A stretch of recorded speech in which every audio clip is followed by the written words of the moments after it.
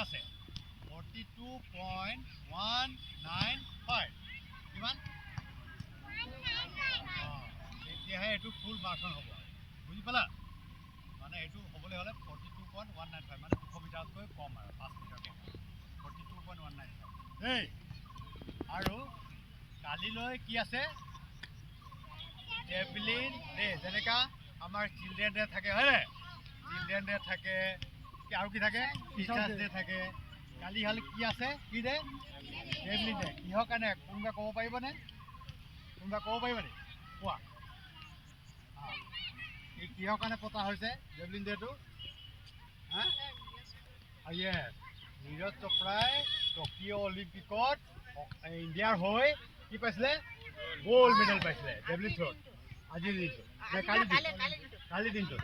সেইটো কাৰণে মানে গোটেই ভাৰতবৰ্ষই কি কয় ৰাষ্ট্ৰীয়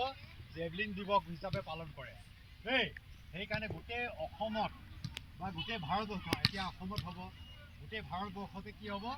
জেভলিন দিৱসৰ কম্পিটিশ্যন হ'ব কাইলৈ